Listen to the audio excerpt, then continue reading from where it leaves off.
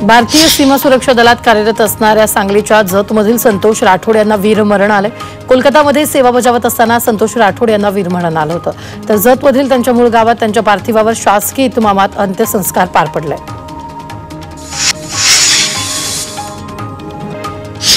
सांगलीच्या मिरजमध्ये दुचाकी चोरट्यांना अटक करण्यात आली आहे। कर्नाटकातील 2 चोरट्यांना पोलिसांनी जेरबंद केले। त्यांच्याकडून एक महागडी दुचाकी जप्त केली आहे। तर या दोघांनी मिरज शहरातून दुचाकी चोरल्याचं पोलीस तपासात समोर आलंय। सांगली बस स्थानकात वाढत्या चोरीच्या पार्श्वभूमीवर शहर पोलिसांनी महिला चोरांचे डिजिटल फलक झळकवले।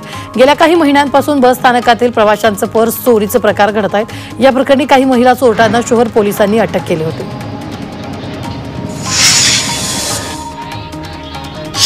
महिला दिनानिमित्त शिक्षकांकडून सरकारच्या विरोधात आंदोलन करण्यात आले। सांगलीमध्ये जिल्हा परिषद कार्यालयासमोर विनाअनुदानित शाळेच्या महिला शिक्षकांनी निदर्शनं केली। शासन निर्णयानुसार राज्यातील विनाअनुदानित शाळांना 100% अनुदान देण्यासह इतर मागण्यांसाठी आंदोलन केलं। मागण्या मान्य न झाल्यास तीव्र आंदोलनाचा इशारा दिला।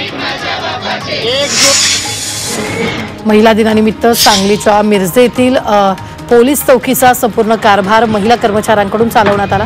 पोलीस ठाणे अंतर्गत आणि पोलीस ठाण्याच्या बाहेरील गस्त पासून वाहन तपासणी अशी सर्व प्रक्रिया महिला पोलीस कर्मचाऱ्यांकडून पार पाडण्यात आली। पोलीस निरीक्षक संदीप शिंदेंच्या नेतृत्वाखाली हा अभिनव उपक्रम राबवण्यात आला।